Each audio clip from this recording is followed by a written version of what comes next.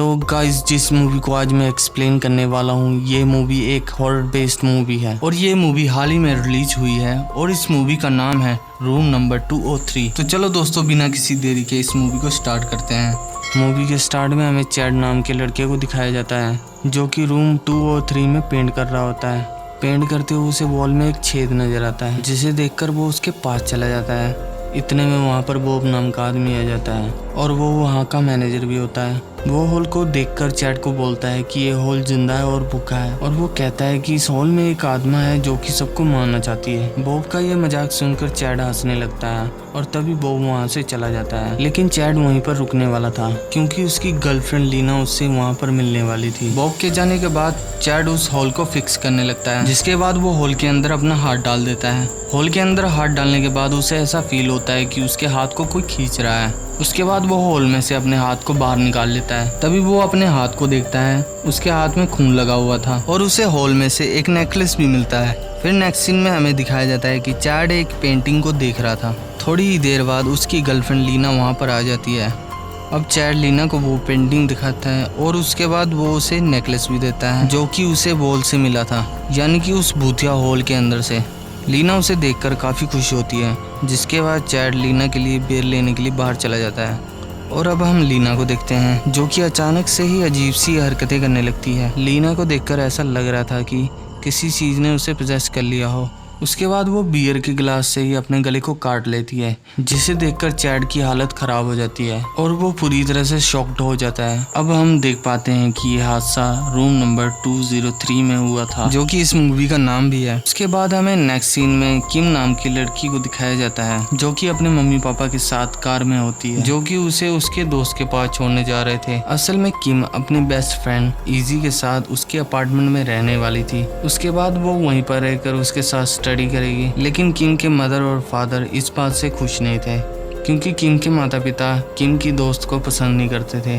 अब किम उस अपार्टमेंट में पहुंच जाती है जहां पर उसकी दोस्त इजी मिलती है और ये अपार्टमेंट वही अपार्टमेंट था जहां पर स्टार्टिंग वाला हादसा हुआ था और वो उसी अपार्टमेंट में रहने वाली थी। उसके बाद हमें एक आदमी दिखाया जाता है जिसका नाम रोनन होता है। उसके बाद रोनन उन्हें उनका कमरा दिखाता है जो कि रूम नंबर 203 था। उसके बाद रोनन उन्हें अपार्टमेंट का रूल बताता है कि किराएदार को बेसमेंट में जाना मना है। उसके बाद किम रोनन को रेंट दे देती है, जिसके बाद रोनन वहां से चला जाता है। अब रात में किम अपने रूम में उस हॉल को नोटिस करती है। उसके बाद किम उस हॉल के ऊपर वॉल मिरर लगा देती है, जिसके बाद वो इजी के पास चली जाती है। उसके बाद हमें इजी के बारे में बताया जाता है कि उसकी मदर की हाल ही में डेथ हो चुकी थी, इसलिए इजी इस बात से थोड़ी दुखी होती है। किम उसका मूड फ्रेश करने के लिए उसके साथ मस्ती करने लगती है। वो दोनों उस रात काफ़ी एंजॉय करते हैं। उसके बाद अगली सुबह किम और इजी आपस में बात कर रहे होते हैं, जिसके बाद किम और इजी रूम में चले जाते हैं। रूम में जाने के बाद किम उस हॉल पर गौर करती है। वो देखती है कि वो हॉल पहले से ज़्यादा बड़ा हो चुका था। उसके बाद इजी उस हॉल के अंदर अपना हाथ डाल देती है। हॉल में हाथ डालने के बाद वो ऐसा करती है कि उसके हाथ को कोई खींच रहा हो। ये देखकर किम उसका हाथ बाहर निकालने की कोशिश करती है, लेकिन ये सब तो इजी का एक घटिया प्रैंक होता है। उस हॉल के अंदर से इजी को एक नेकलेस भी मिलता है जिसे वो पहन लेती है।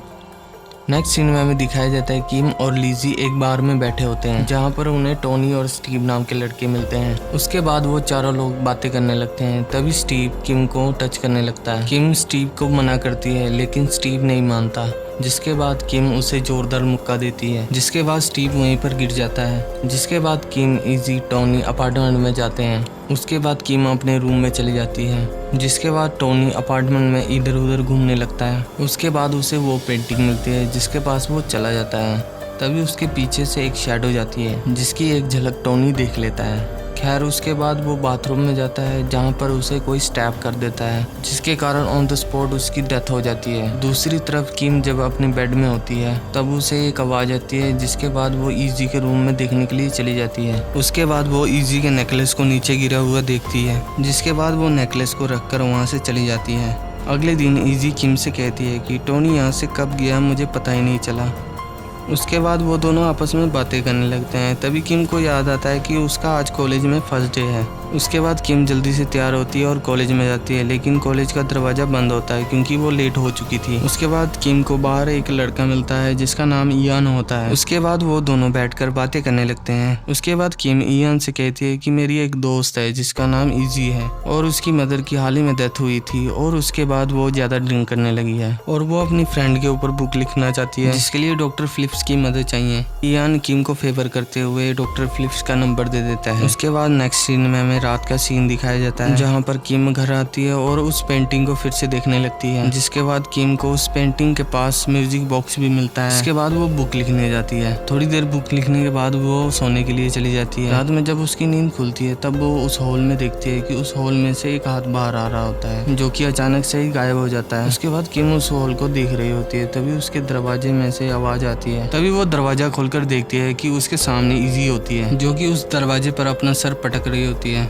और उसके सर से खून भी निकल रहा होता है। इजी को नींद में चलने की आदत होती है, जिसके बाद किम इजी को अपने साथ सुला देती है। उसके अगले दिन किम बॉल पर हॉल को देखती है। वो हॉल काफी बड़ा हो चुका था। उसके बाद वो फिर से हॉल के ऊपर मिरर टांग देती है, जिसके बाद वो इयान के पास जाती है। उसके बाद वो दोनों बात कर रहे थे, तभी इयान किम से पूछता है कि इजी की मदर की डेथ कैसे हुई थी। अब किम बताती है कि इजी की मदर की मौत ड्रग्स के हैवी डोज लेने से हुई थी। यही रीजन के कारण किम के माता पिता किम को इजी के साथ नहीं रहने देते थे, इसलिए वो कभी उसे अकेला नहीं छोड़ना चाहती थी। उसके बाद इयान किम को उसके अपार्टमेंट में छोड़ देता है। अपार्टमेंट में जाते उसे रोहान मिलता है जो कि काफ़ी अजीब दिख रहा था। किम उसे इग्नोर करते हुए अपने रूम में चली जाती है। उसके बाद वो अपने माता पिता को फ़ोन करती है, लेकिन उसके माता पिता फ़ोन नहीं उठाते क्योंकि उससे अभी भी नाराज़ होते हैं, कारण उसे वॉइस मेल छोड़ना पड़ता है। उसके बाद हॉल में लगा मिरर नीचे गिरता है और टूट जाता है। तभी वहाँ पर वो देखने जाती है, तभी उसे इजी की आवाज़ आती है। वो इजी के साथ सैंडी को देखती है और रूम का दरवाज़ा बंद कर लेती है और फिर किम सो जाती है। जब वो आधी रात में उठती है तब वो इजी को अपने सामने देखती है जो कि बेसमेंट में जा रही होती है और उसके बाद किम इजी का पीछा करते करते बेसमेंट में पहुंच जाती है, लेकिन इजी कहीं नहीं दिखाई देती और थोड़ी देर में उसे इजी मिल जाती है और उसके हाथ में वही म्यूजिक बॉक्स होता है। किम को ये लगता है कि इजी होश में नहीं है, इसलिए वो उसे जगाने लगती है। इजी होश में आने के बाद कांपने लगती है, जिसके बाद वो टॉयलेट वहीं पर कर देती है। उसके बाद किम उसे संभालती है और रूम में ले जाती है। अगले दिन किम इजी से रिक्वेस्ट करती है कि वो पीना बंद कर दे, जिसके बाद इजी किम से वादा करती है कि वो कभी नहीं पिएगी। जिसके अगले दिन किम इयान से मिलती है और ये सारी बातें उसे बता देती है। उसके बाद इयान किम से कहता है कि तुम्हें वहाँ पर इन्वेस्टिगेशन करनी चाहिए, जिसके बाद किम राजी हो जाती है और वो दोनों अपार्टमेंट में आ जाते हैं। उसके बाद जब वो दोनों रूम में जाते हैं तब वो वहाँ पर पेंटिंग के सामने रोनन को देखते हैं। उसके बाद रोनन किम से कहता है कि मैंने तुम्हें बेसमेंट में जाने से मना किया था, लेकिन तुम लोग चले गए। रोनन उसके बाद किम को कहता है अगली बार ऐसा नहीं होना चाहिए। उसके बाद रोनन वहाँ से चला जाता है। उसके बाद वो दोनों उस पेंटिंग को देखने लगते हैं। उसके बाद इयान अपने फ़ोन से उस पिक्चर को कैप्चर कर लेता है क्योंकि उस पेंटिंग में कुछ लिखा था जो कि कुछ और ही भाषा थी। उसके बाद वो दोनों इसके बारे में रिसर्च करने लगते हैं। तभी उन्हें पता लगता है कि रूम नंबर 203 में पहले कोई और भी रहता था जो कि गायब हो चुके थे। अगले दिन किम मेल्टन नाम के व्यक्ति से मिलती है। किम उसे बताती है कि वो रूम नंबर 203 में रहती है। ये सुनकर वो किम से बात करने के लिए मान जाता है। उसके बाद वो किम को बताता है कि तुमसे पहले यहाँ पर एक लियान नाम का व्यक्ति रहता था जिसने अपनी पत्नी को बेसमेंट में ले जाकर उसका पेट फाड़ दिया था और बच्चा निकाल लिया था। लेकिन हैरानी की बात यह थी कि तब भी बच्चा जिंदा रहा था, पर वो बच्चा कहाँ पर है उसे नहीं पता था। उसके बाद किम अपार्टमेंट में वापस आ जाती है। उसके बाद वो इजी को देखती है, वो काफ़ी ड्रिंक कर रही थी। किम इजी से बात करना चाहती थी, लेकिन इजी किम से काफ़ी गुस्सा होती है क्योंकि किम ने इजी के ऊपर एक बुक लिखी थी। अब इजी वहाँ से गुस्सा होकर चली जाती है। दूसरी तरफ हमें इयान को एक चर्च में दिखाया जाता है। उसके बाद वो चर्च में लगी पेंटिंग को देखने लगता है। तभी वो देखता है कि उसकी पेंटिंग और चर्च की पेंटिंग में सिमिलरिटी होती है और वहाँ पर उसे उल्टा क्रॉस दिखता है, जिससे उसे पता लग जाता है कि ये चीज़ डेमोनिक चीज़ है। उसके बाद वो उस पेंटिंग के ऊपर काफ़ी रिसर्च करता है, जिससे उसे पता चलता है कि उस पेंटिंग का नाम मोर्गो या मॉर्गन है, जो कि पहले गोडेस हुआ करती थी, जिसे ब्रिंगर ऑफ डेथ के नाम से भी जानते थे। ये सब देख के इयान किम को फ़ोन करने लगता है, लेकिन उसका फ़ोन कनेक्ट नहीं होता है, जिसके कारण उसे वॉइस मेल छोड़ना पड़ता है। उसके बाद हम किम को देखते हैं जो कि बहुत सैड होती है। उसके बाद वो उस दीवार को देखती है और उस दीवार को तोड़ने लगती है। तभी उसमें से एक हाथ निकल आता है, जिसे देखकर वो काफ़ी घबरा जाती है। तभी वहाँ पर रोनन आता है और किम को किडनैप कर अपने घर ले जाता है। उसके बाद उसे होश आता है। उसके बाद रोनन अपने मॉम और डैड की फोटो दिखाता है। उसके बाद वो कहता है कि मेरे मॉम और डैड मोरिगो के पास है, यानी कि मॉर्गन डीमन के पास में। लियन और उसकी वाइफ का जो बच्चा था वो और कोई नहीं रोनन होता है। उसके बाद हमें पता चलता है कि उस डीमन को कुछ दिनों में खाना चाहिए होता है, जैसे कि इंसानी सोल। नेक्स्ट सीन में हमें इयान को दिखाया जाता है जो कि उस अपार्टमेंट में आया होता है। उसके बाद इयान को इजी मिलती है और इयान इजी से किम के बारे में पूछता है। उसके बाद इजी इयान के ऊपर बैठ जाती है।